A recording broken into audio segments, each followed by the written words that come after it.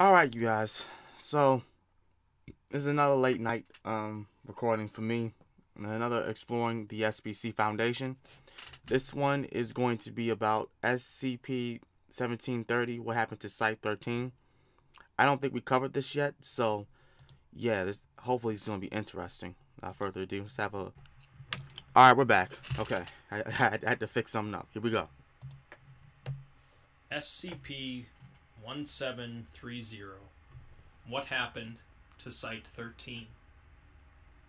For the greater good is a phrase that has been used in various forms throughout history to justify certain actions that would normally be considered abhorrent. The SCP Foundation in general, of course, operates largely on this principle throughout most of their work, but often is the case where the Foundation is ultimately correct in their choice of actions.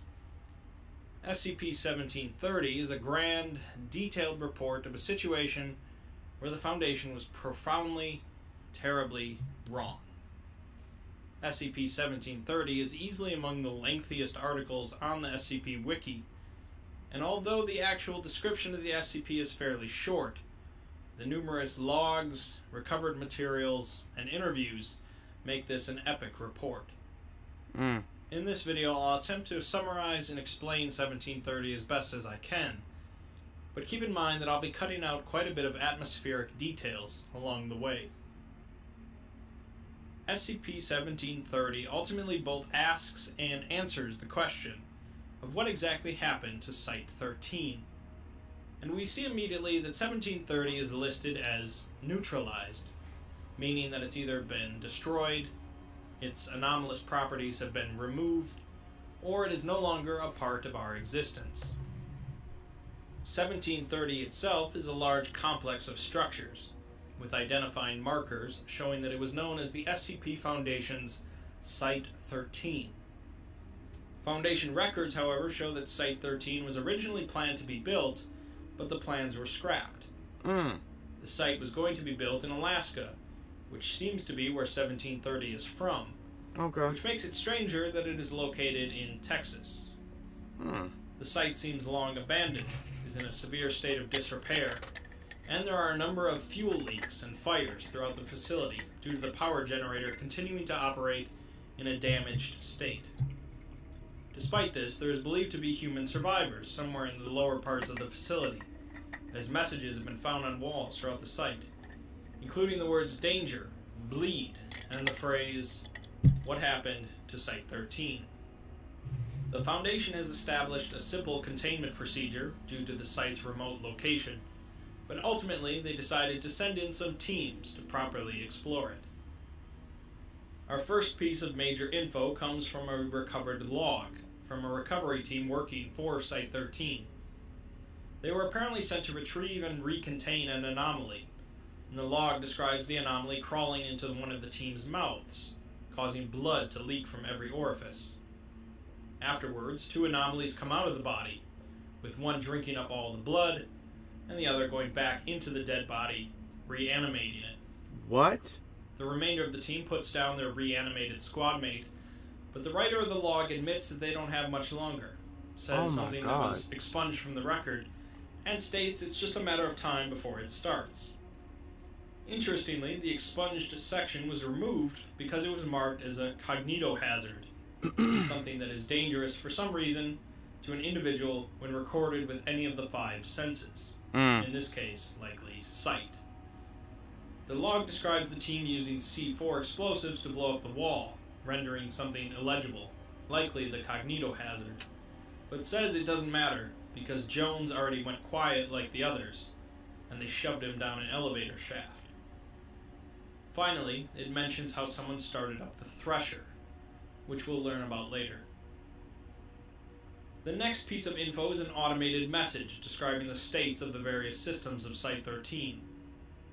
We see that it was sent minutes before an electrical disturbance and an explosion in the power relay, and shows that nearly every system is offline or compromised, including the Keter-class containment systems.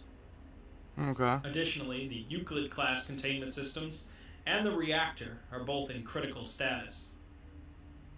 Finally, we're brought into the present, with the exploration log transcript for the first team sent into Site-13 by the Foundation. The team is the D-12 Mobile Task Force, known as the Mudslingers, and consists of 6 members, including the captain. They enter through the unlocked front doors, switch on their lights due to the darkness, and immediately find messages written on the walls, including the ominous phrase, "Don't look at the walls." They find a surface elevator that's still powered, and descend to the 3rd basement level. The team splits up to search the floor, finding that the rooms are filthy, due to being covered in some sort of metallic-smelling sludge. They see a makeshift barricade next to a door, and they also find a few bodies, half submerged in the sludge. A snake-like creature emerged from one of the bodies' mouths, which they immediately terminated, and discovered that the bodies were in fact hollow. The team agrees to return to the elevator, only to find the layout of the floor has changed, meaning they are either hallucinating or the building is physically changing. They head down a hallway, which seems to be much longer than the building's schematics show, and break down a door into an office. They find a naked human, with fire seemingly burning out of its ears. An intense white light, the sound of searing meat, and static from the team's microphones is all Site Command receives for over a minute, until they also hear the sound of slithering, a cry, and choking sounds. Other strange sounds come through the microphone until the other 2 members who had split away from the group finally respond. They are currently waiting near the elevator and thought their radios had stopped working. Until suddenly their camera feeds show them in a different room, with one of them hanging upside down, facing each other. What? And both are completely stark white. Blood from their mouth, nostrils, and eyes cover their faces. This is crazy. A large object moves in the background, accompanied by the sound of slithering from multiple directions. Oh, jeez. One of the team members opens their eyes, and the video and audio feeds cut out.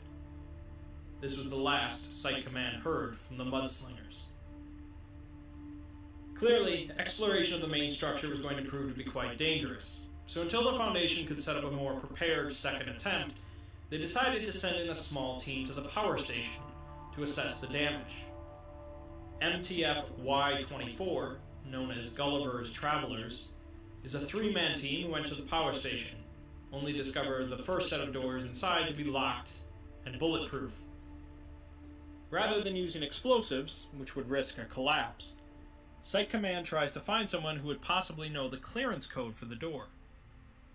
Despite this site never actually being constructed in this reality, Director Jameson's clearance code from when this site would have been built manages to get the team in. The team examines the power cores, and then releases a micro-drone to provide a closer look, revealing that 7 of the 12 cores are damaged beyond repair, 3 are not functioning at full power, and 2 are, although one of those is currently superheated. The team finds more of the sludge that the other team encountered, and then sees 10 stark white bodies bound to the superheated core with wire. Underneath them, seemingly written in blood, are the words, "What happened to Site-13?" The team descends a stairwell, finding a door at the bottom that has been pried open, and discover a disgusting smell before their camera feeds begin to distort. The audio feed then cuts out completely, and Site Command only receives intermittent communications for 15 minutes, during which the team seems to be encountering more of the dead humans covered in sludge. Finally, it seems as if they encounter one that appears to be alive, before Site Command totally loses contact with the team. The recovered sludge from the micro-drone appears to be blood and power core residue mixed with an unknown biological matter. 1 week later, the team's video feed comes back online for 13 seconds, during which it shows a number of humans standing and looking down at a table. The Foundation still needed more time to prepare for the next exploration team, and so decided to send in an unmanned drone to hopefully investigate the lower floors of the main complex. The drone was launched through the same door that the first team entered, and began to descend in the elevator towards the lowest basement floor. Okay. After descending 7 floors, a power failure causes the elevator to stop, and so the drone forces the doors open and descends manually to the 8th basement floor, a Euclid containment wing. After inspecting a number of rooms, the drone sees a vaguely humanoid entity standing near the end of the hallway. The drone follows the entity, as it doesn't seem to notice it, and watches as it picks up some of the sludge on the floor and marks a nearby wall. The symbols on the wall are later revealed to be cognitohazards, which the drone takes pictures of, and continues to follow the entity, which curiously leaves behind no footprints in the sludge. The drone enters the actual containment area, finding a cell containing a human form covered in sludge. Oh my. With sparks emanating from its fingertips. Jesus. A sign on the doorway states that Entity 324 is scheduled for termination in December of 1975. The drone finds another cell that had been locked shut. After forcing it open, the drone sees a dead female on the floor with no sludge in the room. What? An identification badge on the corpse contains the name Jack Bright. Dr. Bright is a notable individual in the SCP universe, capable of immortality through jumping into different bodies. What? Use of SCP-963. The drone descends to the next floor, finding a working computer terminal, which is running an older version of the SCP Foundation operating system. The drone begins to transmit what files it can access back to command, but soon they lose contact with the drone. It's at this point that the cognitohazard that Site Command had viewed earlier triggered, causing affected individuals to go silent and begin to burn from their ears. Any audible sound after this would trigger a silent explosion, shaking Site Command and destroying most of their communication equipment. The drone finished transmitting files, but the drone itself was never recovered. I'll skip ahead for a moment to discuss the various files that the drone transmitted back. First, a correspondence from an engineer to the site's chief biologist and assistant director of anomalous biology, Dr. Hadley. Hadley was apparently working with the mysterious Thresher device. The engineer informed her that although the reactors could surge to power the device, the reactors would likely not survive the process. Okay.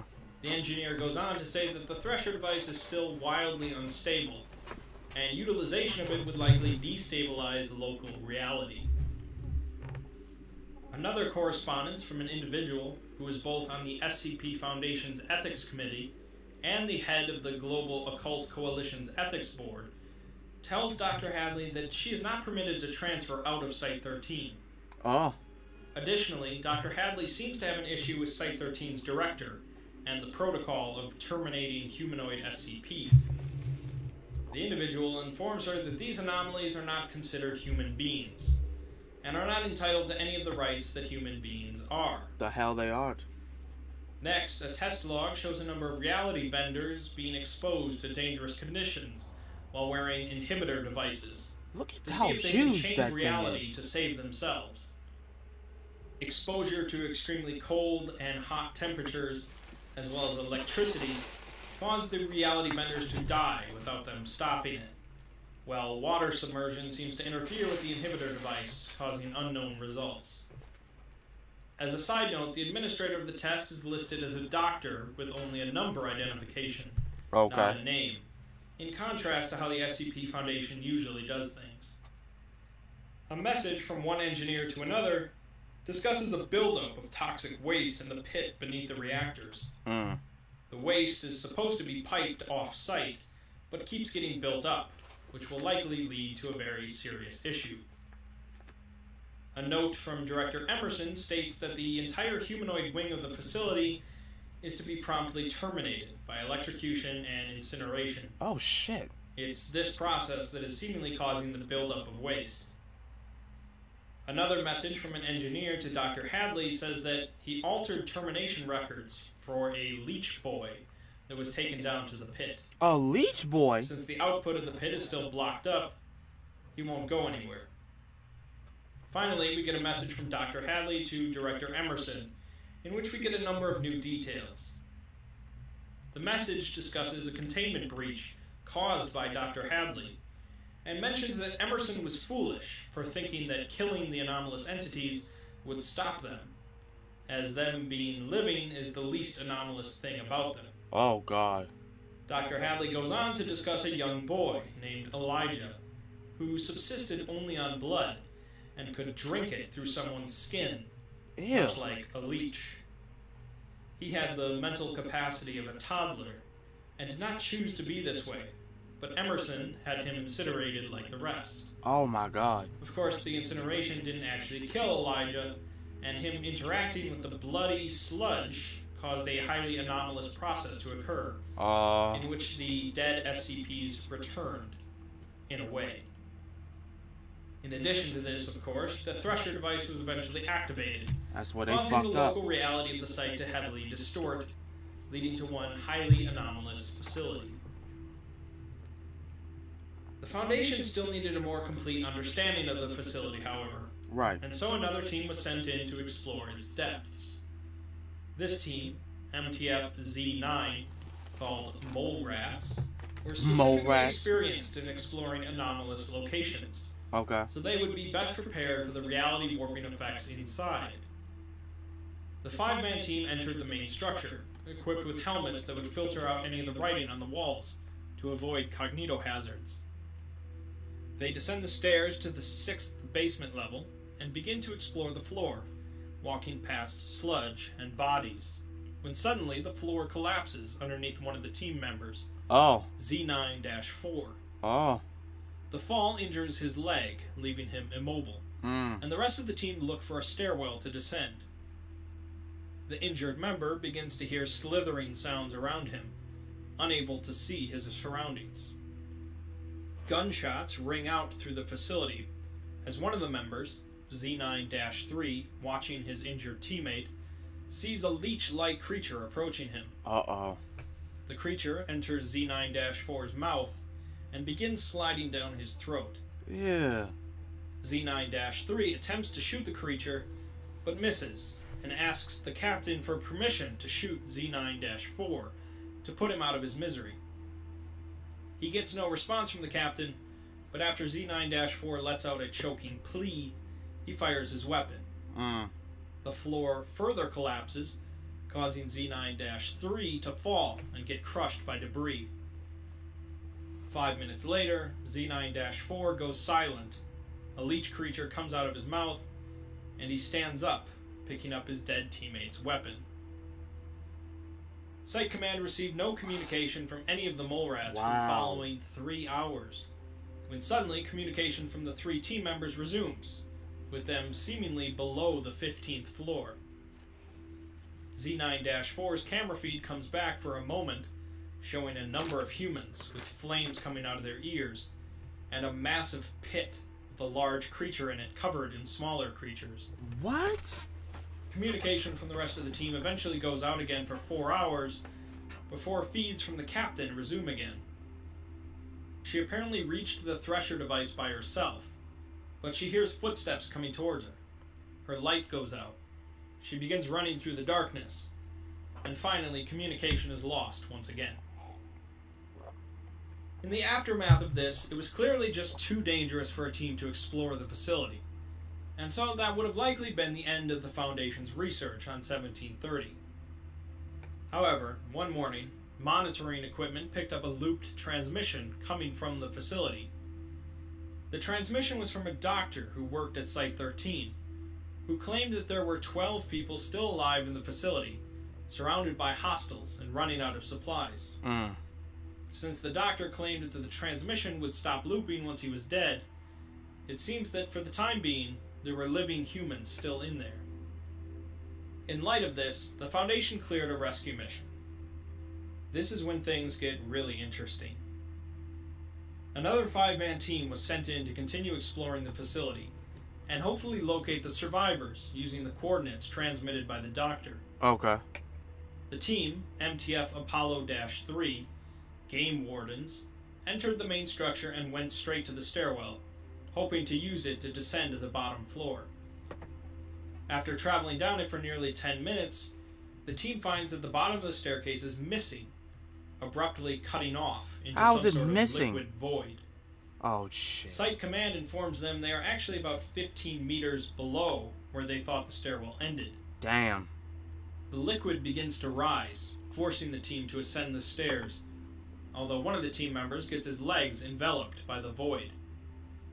After pulling him out and up to the next floor, they find that his legs have been cleanly severed at the knees, but he can still feel them as if they were there, and most anomalously, he can actually stand.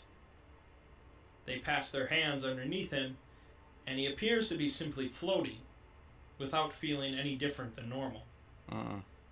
The team explores the floor, finding a rotting corpse they seem to recognize as their friend Zachary, unaware that it is dead. Oh, God. This is seemingly SCP-1500, and its anomalous effects are going through the team's visors designed to filter out cognitohazards. The team continues to chat with the corpse until Site Command finally updates their visors, and they realize that it's just a body.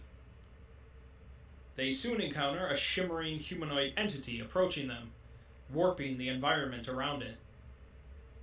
One of the team members is apparently caught in its field of effect, hanging and twisting behind it. The team fires on the entity, but the bullets simply spin around it. The entity proceeds to attack one of the members with an appendage, but they deploy a miniature reality anchor, causing the entity to disperse.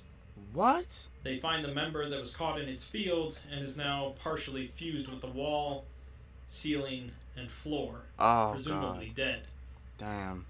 The team decides to continue on, as it seems just as risky to attempt to leave, and they eventually enter a communications room. A screen flickers on, revealing a standard containment cell containing a single figure. One of the team members recognizes the figure as SCP-993, Bobble the Clown. They begin conversing with the figure, who claims that it is not Bobble, but a thing that used to be Bobble. Okay. The figure claims that Director Emerson played with the strings of the universe and broke them. It goes on to say that every anomalous thing that the Foundation could find and the Coalition could catch were brought to Site-13 in order to be fed to the meat grinder, unless there was something to gain first. The figure seems to be heavily disfigured and distorted, and possesses an extreme animosity for Director Emerson, but the team moves on. Okay. Site Command loses contact with the team for 30 minutes, during which they manage to find the survivors, who number somewhere in the 20s, and include a few of the mole rats and one of the Gulliver's travelers. The team reveals that they have been down there now for 3 days, not 30 minutes. Oh, and are surrounded by anomalous entities with little chance of survival, let alone completing. Enter Mobile Task Force Tau-5, known as Samsara. Samsara have a bit of their own history, but to summarize, they are essentially cloned cyborgs made from a dead god. They possess regenerative abilities, a number of technological augmentations, and their memories can be loaded onto a clone of their bodies, making them functionally immortal. They are not omnipotent, however, and this rescue mission still has a high chance of failure, but Samsara stood the best chance of succeeding. The Samsara team consists of 4 individuals, and they were outfitted with arm-mounted incendiary cannons, shock-absorbing leg extensions, heat-resistant plating, and built-in filters for their eyes, among other enhancements. Okay. The team enters through a drainage pipe and soon split up, with 2 of them continuing down the pipe towards a heat source, and the other 2 breaking through a thin wall into a room containing offices. They find a control room for the incinerator, and are soon joined by the other 2 team members, who remark that the pipe is completely blocked. They activate the machinery, which begins to spin, and the heat continues to rise as the incinerator kicks on. They notice a gate at the bottom, and shoot out the window of the control room, jumping down. They follow another drainage pipe into a cistern, where they find a number of cracks in the walls. Small leeches begin pouring out of the cracks, feeding on the sludge and growing larger. Ugh. One of the team members realizes there is something huge beneath them, functioning as a host for the leeches. Believing the leeches to be telepathic, they hijack one of the leech's brains, using it to create a map of the facility. How? Albeit a How'd you distorted do that? one due to the continually changing layout. They deduce where the survivors are and decide to take the fastest path towards them. Okay. Despite the path going through an area where the leeches act considerably quieter than they normally do. The team climbs out of the cistern before going to the nearby stairwell, which is largely destroyed. They drop down, using their leg implants to avoid grave injury, and enter into a server room. The room is cooled to negative 20 degrees Celsius, thanks to a cryonics chamber located directly above. Alright. And they soon realize that no sound whatsoever is audible in here. Their filters for cognitohazards begin triggering, and they slowly move through the server room. They see a massive entity moving through the room. A humanoid construct with 6 legs, 18 arms, 36 forearms, and 72 hands. Okay. Each limb independently performs constant gestures, believed to be responsible for the silence permeating the room, and where its head would be is instead an emaciated, charred human figure bound to its chest. This figure is struggling against its restraints and continually screaming, although the screaming seems to only be heard as a constant whining sound. Oh, wow. The human has the word Emerson seared into its flesh, seemingly by a melted piece of fabric. Why? The entity seems to be hazardous to look at, so the team quickly moves on. The whining sound grows suddenly louder and closer, so the team detonate a proximity mine behind them and rush through a door, dodging white-hot glyphs that begin to appear in the air around them. One of the team members loses an arm in the process, but they quickly flee from the server room, and sound resumes. They soon find the survivors, with one of the mole rats referring to Samsara as the Power Rangers. What? The leeches begin to come out of nearby cracks in the walls, and the mission changes now from search to rescue. Oh, Jesus. The extraction process begins, with 11 MTF members and 27 staff members of Site-13, a number of which were significantly injured. Their plan involves going to the Thresher device and reducing the power to the machine long enough to produce a stable route to the surface. Destroying the device would likely only cause drastic problems, including their deaths. The group begins moving, with Samsara leading the extraction, and they start to kill what leeches they can. They are soon attacked by the floating humanoid entity seen by the drone that was drawing on the walls. But copious amounts of bullets and incendiary rounds put it down. Okay. Immediately after, the floor beneath the entity collapses, revealing a long, slick creature covered in eyes and possessing a mouth full of pointy teeth. Ugh. It devours the corpse of the humanoid, and a large number of leeches are propelled towards the group. 2 of the Samsara members provide covering fire, as the rest of the group retreats to take a different route. The group enters a hallway where they encounter a cloud of crystal butterflies, SCP-553. Oh, wow. The Samsara captain takes on the butterflies himself with his flamethrower, shredding and scorching most of his flesh in the process. Ugh. They soon encounter a locked I door know that in the hurts. Thresher wing, which they cannot open. But somehow the door unlocks, and the figure that was once Bobble the Clown appears on a monitor, laughing, seemingly responsible. Wow. They move into the room, finding the Thresher device, although it is surrounded by hundreds of small flying creatures. While deciding what to do, a nearby wall collapses, and the many-eyed creature enters. The small creatures descend to attack the large entity, which begins devouring them using long tentacles. While manipulating the Thresher device, a section of the floor collapses, with another long tentacled entity coming through it. The MTF members begin battling the entities, with one of them dying in the process while the device is manipulated. Finally, they force the entities to flee, killing off the rest of the small creatures. The entire facility begins rumbling and shaking, with loud screeching noises accompanying the mechanical sounds. It's time for the team to make their final ascent out of the facility now that the Thresher device is running on low power, and local reality is stabilized. Hoping to meet up with the other two Samsara members on the way, they begin moving, and soon run into SCP-2316, a powerful cognitohazard that takes the form of bodies in the water that people believe they recognize. What? Samsara keeps the group moving, and they enter into a large garage, where they encounter a massive mechanical construct, seemingly controlled by SCP-1370, who attempts to intimidate the group by claiming to be the Herald of Destruction. A Samsara member easily destroys the small robot controlling the construct, and they meet up with the other two members. Okay. They hear a large crashing sound below them, and the floor begins to buckle. Oh so no. the group flees, losing a researcher in the process. At the bottom of the massive hole is a tremendous black mass, completely covered in red eyes, with several other large black masses extending from it. Oh no. Presumably, this is Elijah, the Leech Boy. The group flee, chased through the facility by black tendrils coming from the hole, and they find themselves trapped with no way to ascend. One of the mole rats decides to lead them further down into the facility. They're gonna die. Into a massive containment chamber.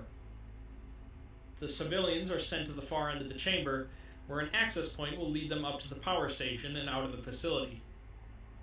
Meanwhile, the MTFs are going to cover them as a huge wall breaks down, and the 200-meter-tall Leech Boy enters the room.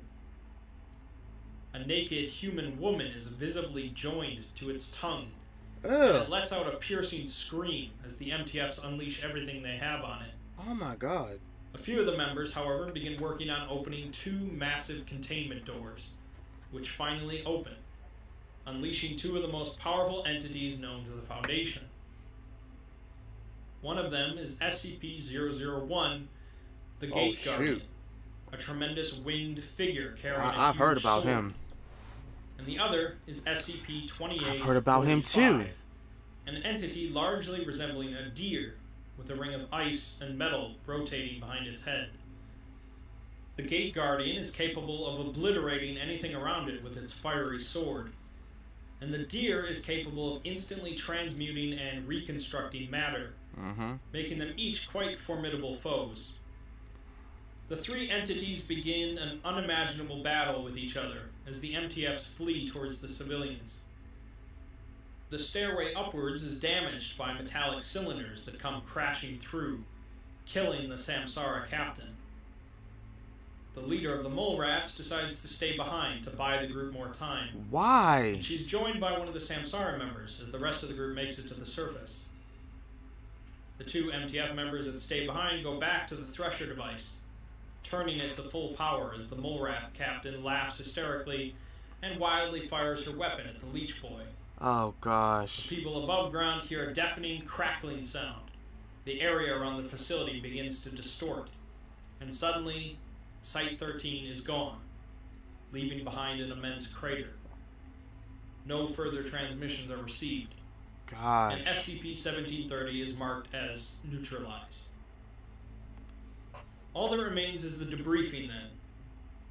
One of the Game Warden members seems severely traumatized, but the captain of Samsara considers the mission a success, although he seems mournful of the mole rat leader's demise. Yeah, no shit. The Game Warden member, who seemingly lost their legs but can still stand, remarks that it doesn't feel like a phantom pain, as he can actually feel his legs, and occasionally feels something wet and furry brushing past them. Oh. The interview with the Samsara member that went with the mole rat captain reveals that they went to a server room and disabled their cameras because they were apparently given a vision, which they believed to be a cognitohazard. They were standing on a precipice overlooking a vast area where countless humans screamed, each of them missing their hands, and the sky above them burned. Oh my god. A falling star scorched billions of corpses, and in the middle of the star was the many-armed entity they encountered earlier. That sounds like hell. They were given visions of coils of fire and storms of souls, a hole at the center of the universe, and a god of nightmares. That sounds the Samsara member like looked hell. away, but the mole rat captain kept watching, and afterwards went to the Thresher device and activated it, saying that she needed to bury the things she saw in darkness, while laughing and crying. Finally, we are given an interview with Dr. Scott, the Assistant Director of Temporal Studies at Site-13, who gives a history of the site as well as the alternate timeline from his reality. What's the timeline? Plans for Site-13 began after the Foundation recovered the body of a massive dead sea creature that they could not contain. And so Site-13 was built in a remote location in Alaska and was larger than any facility at the time. Okay. After a terrorist used an anomaly to cause an explosion resulting in thousands of deaths, the U.S. government cut all of their funding to the Foundation. Damn.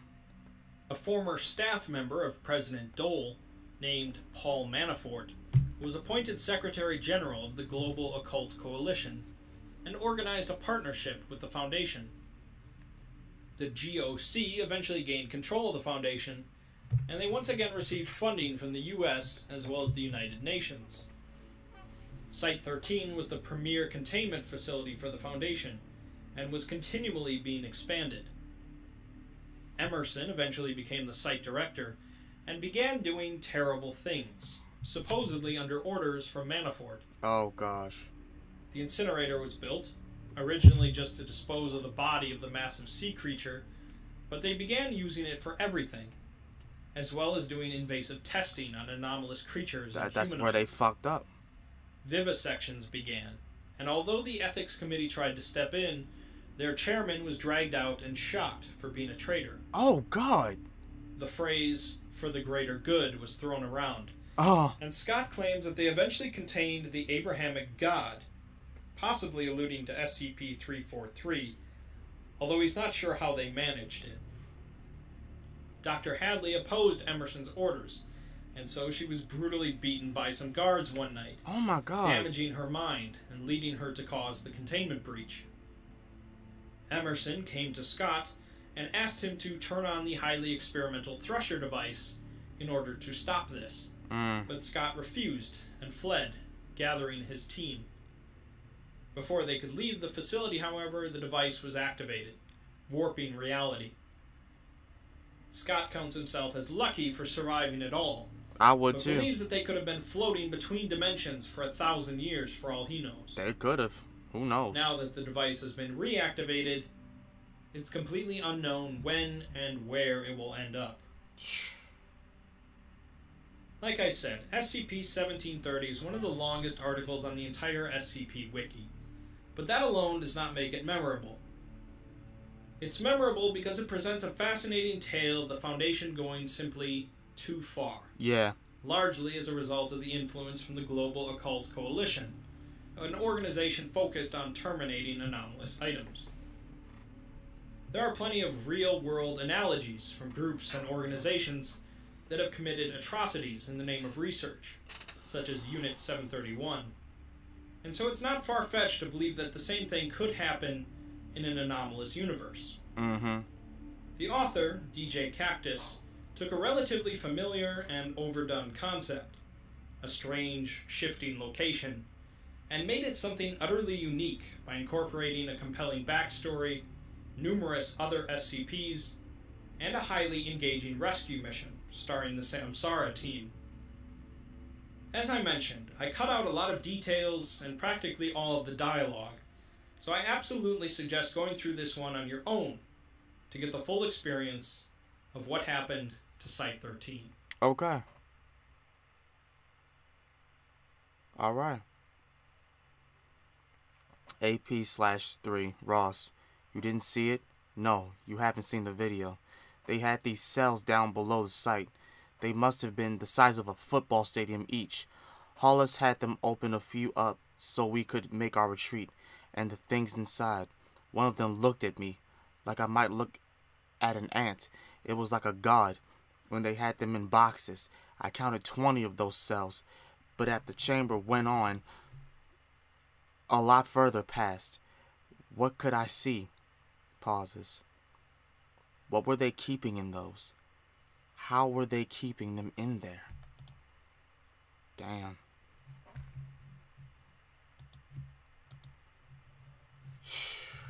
Yeah, it's crazy. That's just an example of how an organization doing experiments can go a little bit too far with certain shit. Like you could say that you are you know, for the greater good, and then you're not, you know. It's fucked up. Anyway, that's going to be it for this video. I hope you guys enjoyed it. Let me know what y'all thought about this SBC down below. This has been Master of Sakurai. I love you guys, and I'm going to catch you all later. Peace.